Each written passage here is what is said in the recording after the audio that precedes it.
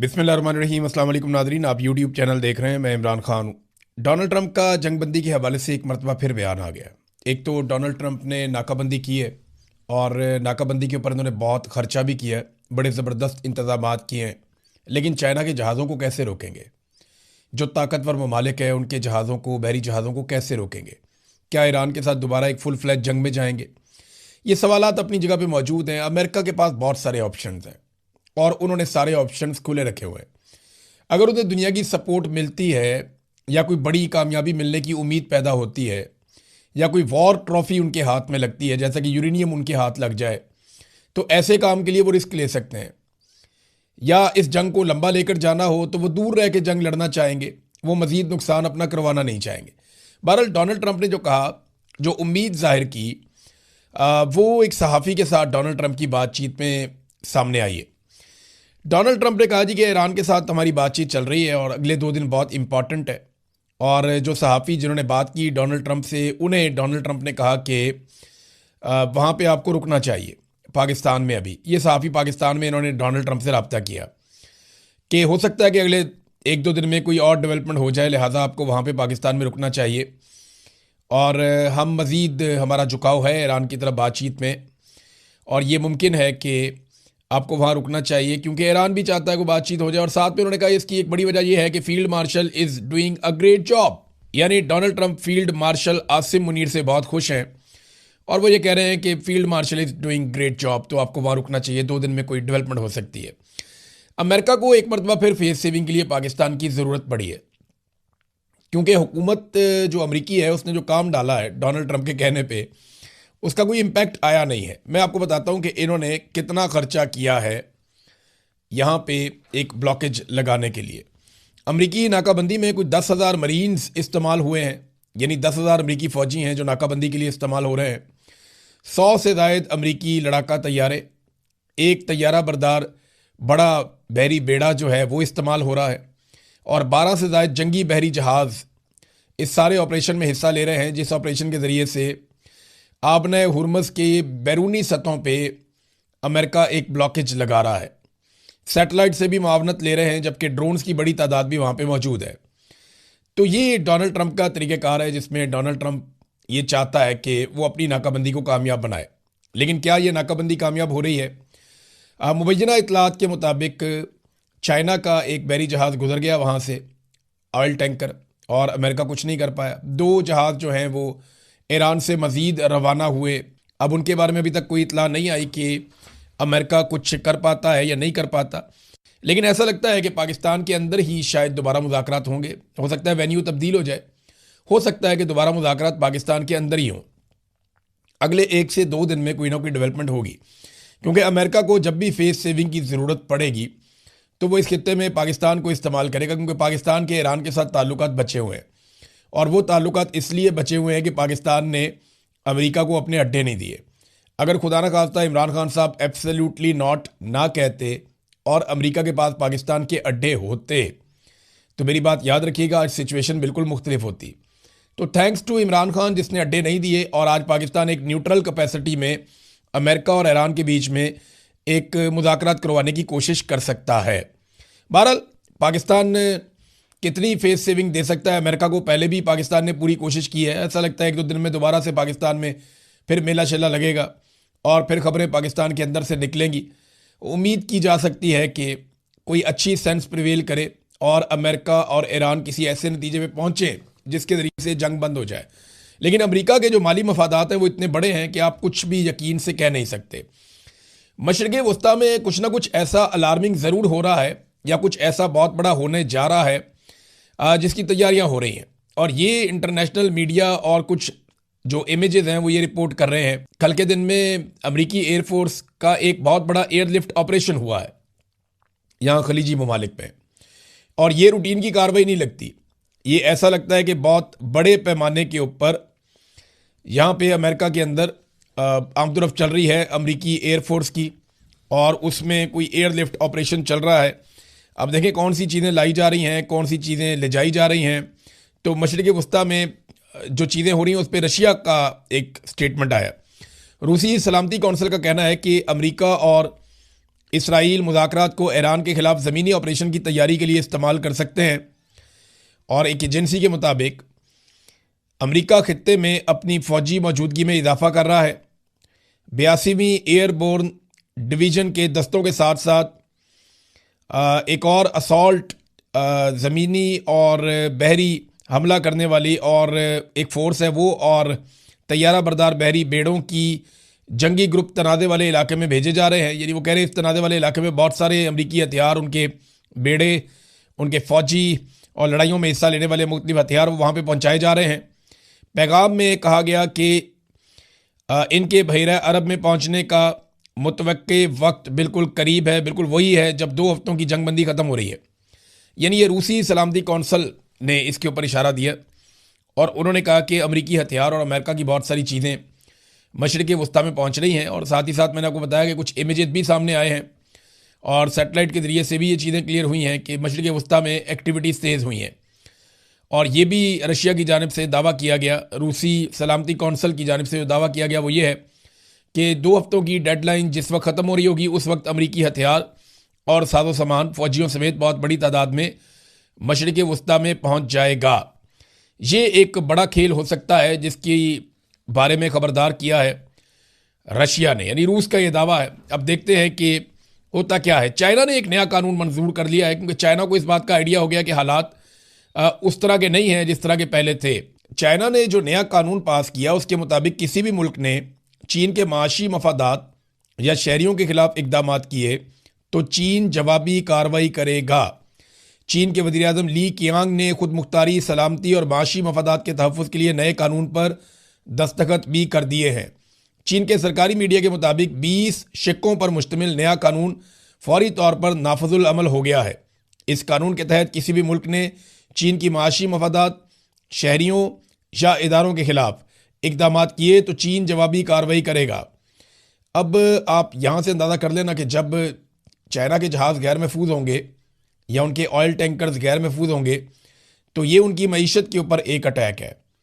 और चीन ने कैटेगोरिकली कहा कि खुद मुख्तारी, सलामती और माशी मफादात का तहफ़्फ़ुज़, अगर यहाँ पे कोई पंगा होगा या हमारे शहरियों के साथ कुछ किया गया तो इस नए कानून के मुताबिक हम फौरी तौर पे इक़दाम करेंगे। अब 20 शिक्के हैं इस कानून की और चाइना ने बड़ी जल्दी में या उजलत में आप कहें इस कानून को पास सिर्फ इसलिए किया है ताकि मुस्तकबिल करीब में अगर कोई प्रॉब्लम आती है, कोई बड़ा चैलेंज आता है अमेरिका की जानिब से या खित्ते में इसराइल की जानिब से, तो चाइना वो इकदाम कर सके जो वो करना चाहता है। तो उसके लिए ये कानून उन्होंने पास किया है।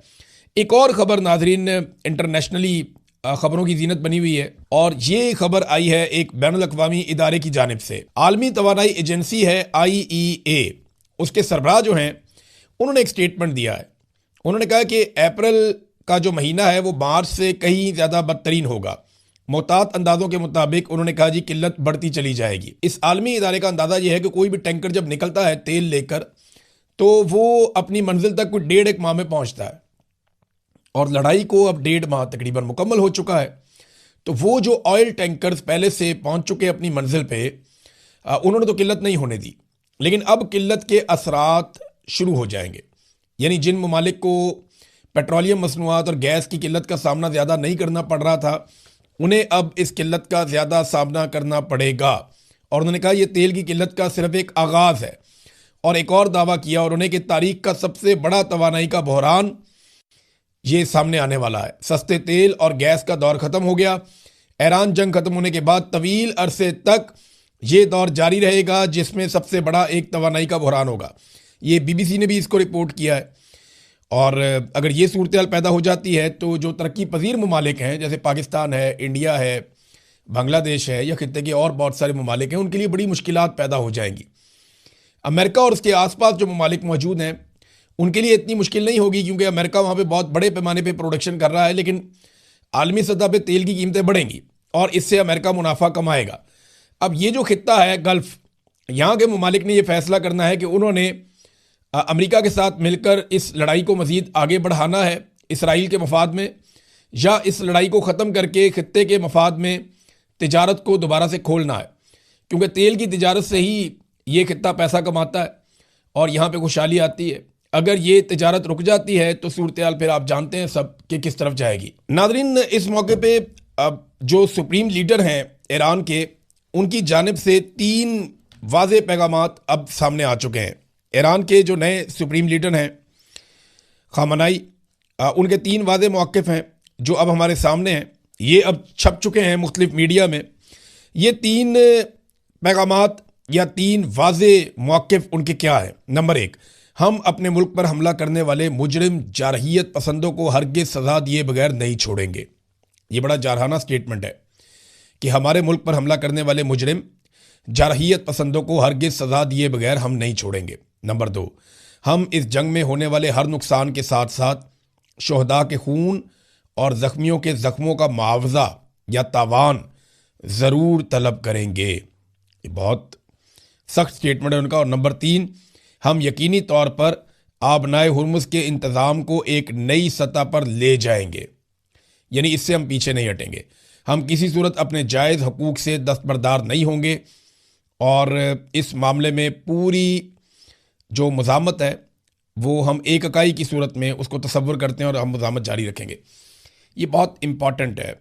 और ये 3 चीज़ें जब सामने आई इस वक्त ईरान के सुप्रीम लीडर की जानिब से, तो ये एक ऐसी पोजीशन है जहां मुज़ाकरात कामयाब होना ज़रा मुश्किल है, क्योंकि अमेरिका को वॉर ट्रॉफी चाहिए, उन्हें फेस सेविंग चाहिए और ईरान को बदला चाहिए।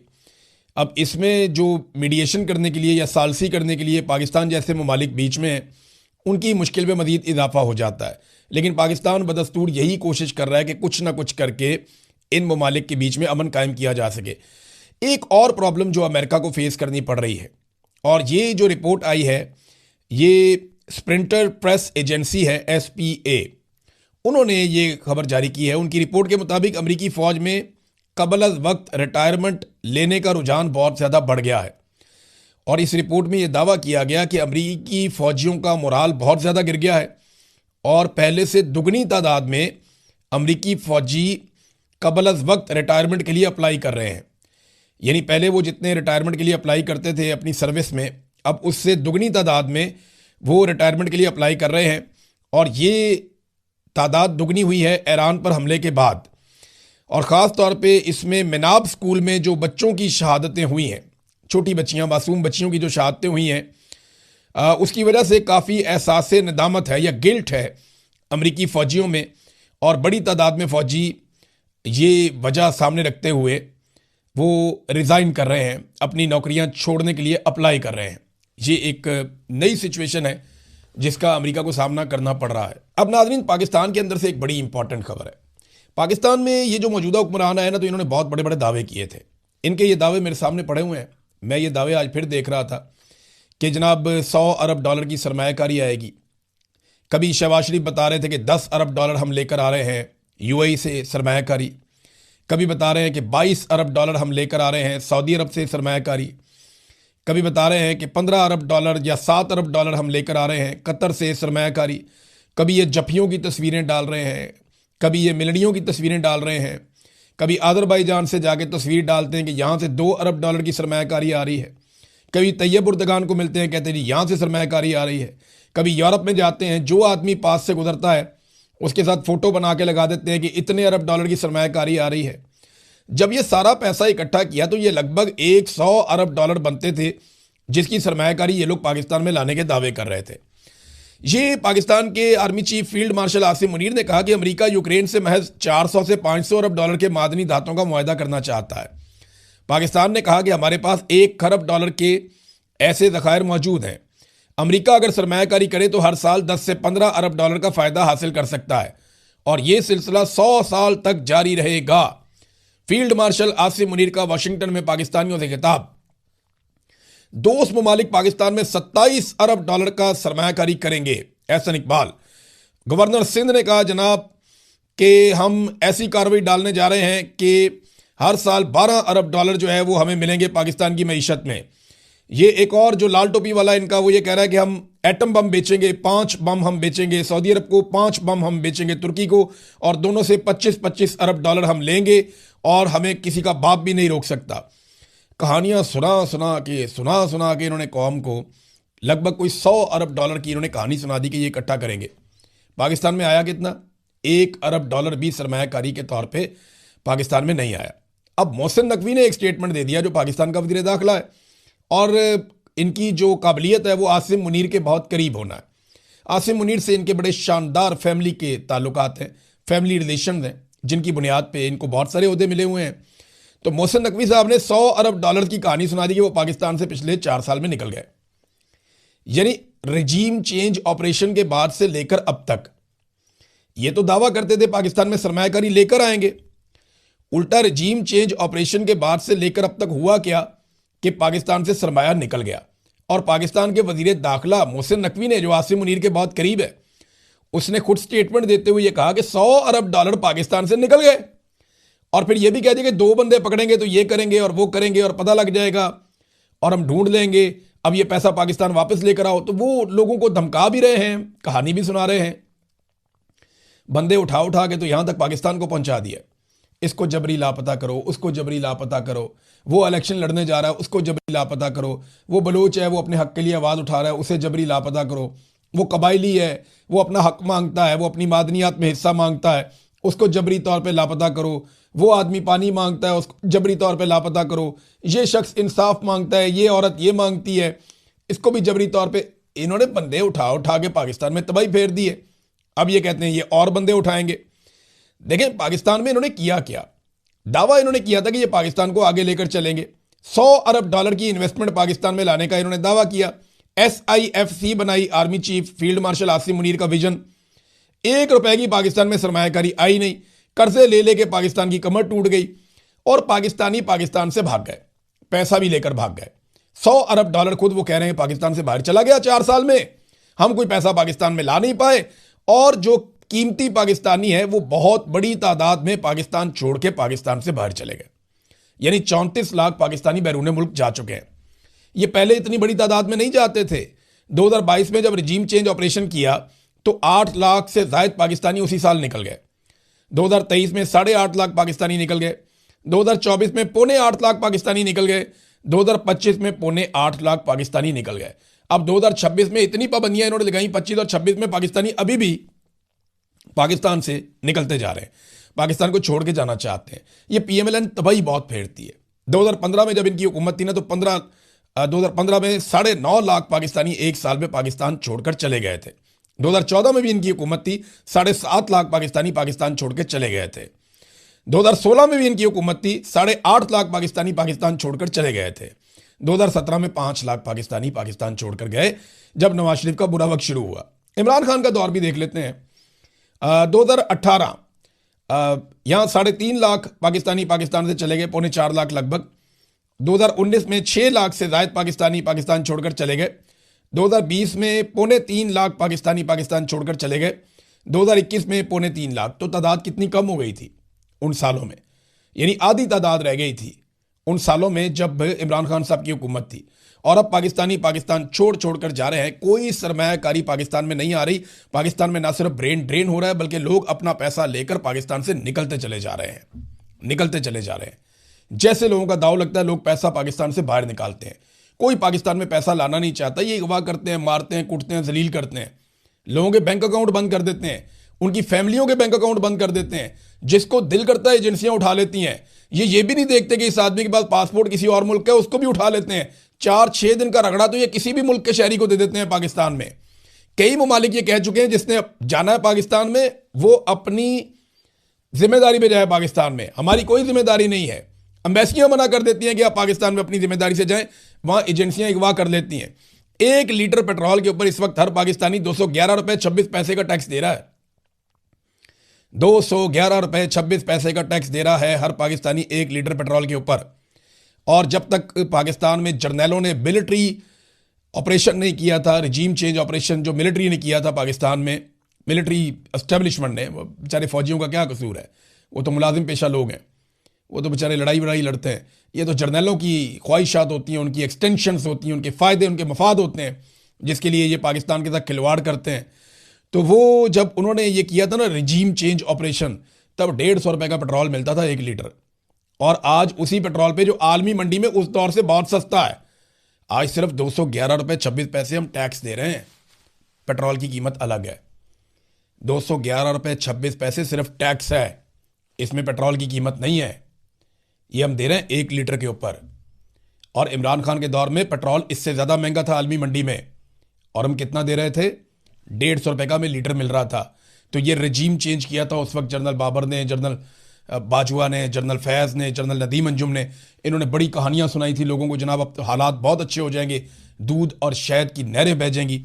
ये पाकिस्तान की इकॉनमी की हालत की कि पाकिस्तान का वज़ीर दाखिला खुद पाकिस्तानियों को अब बता रहा है कि जनाब फिक्र ही ना करें, $100 अरब पाकिस्तान से निकल गया है और अब वो पैसा वापस लाना चाहते हैं। ये $100 अरब कितना होता है पता आपको? चाइना ने को 12-15 साल पाकिस्तान में पैसा लगाया, $60 अरब के आसपास लगाया, और वो पैसा उतारना किसने? पाकिस्तानियों ने उतारता है। और $100 अरब 4 साल में पाकिस्तानियों का पाकिस्तान से निकल गया। ये मोहसिन नकवी ने कहा है। अंदाज़ा करें आप ये कितने महंगे पड़े पाकिस्तानियों को, आप यहाँ से हिसाब लगा सकते हैं। और आज भी इनके अंदर सिर्फ एक जिद है। एक साबिक वज़ीर आज़म है जिसको आवाम पसंद करती है, जिसने अपने तर्ज हुक्मरानी से साबित किया कि वो इनसे बेहतर है। उसने कोरोना के साथ बेहतरीन परफॉर्म किया, उसने आलमी वबा के साथ लड़ाई की, बैनुल-अक़वामी सतह पे उसने जो कुछ किया आज पाकिस्तान को उसका फ़ायदा हो रहा है। उसने सबसे पहले एब्सोल्युटली नॉट कहा, आज यूरोपीय ममालिक भी वही कह रहे हैं। ईरान भी उसकी पॉलिसी में चल रहा है, उसको दुनिया में इज्जत मिल रही है, बल्कि ईरान के रुपए की कदर बढ़ रही है जंग के दिनों में। तो इमरान खान वो आदमी है जिसने आलमी सतह पे इस्लामोफोबिया के खिलाफ आवाज़ उठाई थी। इमरान खान वो आदमी है जिसने आलमी अमन के लिए हर दरवाज़ा खटखटाया था। वो आदमी है जिसने पाकिस्तान में यकसा निज़ाम तालीम दिया था, जिसको बाद में बदल दिया गया। वो आदमी है जिसने हर आदमी की जेब के अंदर एक हेल्थ कार्ड डाल दिया था कि जाओ जाकर जितना मर्जी महंगा इलाज जिस मर्जी अस्पताल से करवाओ। वो आदमी है जिसने पनाहगाहें दी थी, और अब ये एक एक करके गिरा रहे हैं।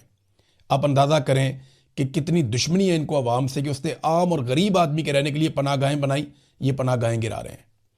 और जो मजदूर गिरा रहे हैं वो कहते हैं जनाब हम यहीं पे रात को रहते थे, मजबूरी है, अब हम इसको गिरा रहे हैं क्योंकि हमें हुक्म आ गया हुकूमत की जानिब से। लंगर खाने बंद, पनाहगाहें बंद, गरीबों का हेल्थ कार्ड बंद, एहसास प्रोग्राम बंद। जो इमरान खान ने बेहतर काम किया अवाम के लिए, गरीबों के लिए, वो सारे काम इन्होंने एक एक करके बंद किए। और इमरान खान जो गरीबों के लिए काम कर रहा था वो भी बंद, उसको जेल में डाला हुआ है, मिलने ही नहीं देते। इनको समझ आती है, कोई मंतक है ये? और दुनिया के किसी कानून में, किसी मुल्क में जाकर आप देख लें, आप ये कहानी सुनाएंगे लोग हैरान हो जाएंगे। मैं यहाँ एयरपोर्ट से वापस आ रहा था, सोमालिया का एक ड्राइवर था, वो मेरे साथ बातचीत करना शुरू हो गया, और वो बतौर मुसलमान वो मेरे साथ उसका लगाव हो गया, वो बातें कर रहा था मेरे साथ। उसने मुझे पूछा इमरान खान के बारे में, वो नहीं जानता था कि मैं जर्नलिस्ट हूँ। उसने मुझे इमरान खान के बारे में पूछा, मैंने बताया वो जेल में है। तो उसने पूछा उसकी क्या हालत है, मैंने बताया। तो उसने कहा कि ये लोग मुसलमान नहीं है जो पाकिस्तान में ये कर रहे हैं, इन्हें नहीं पता कि इन्होंने जाके अल्लाह को जवाब देना है, इन सबको अल्लाह के सामने पेश होना पड़ेगा, ये इनको डर नहीं लगता। ये वो एक सोमालियन ड्राइवर नौजवान था, वो मुझे ये कह रहा था।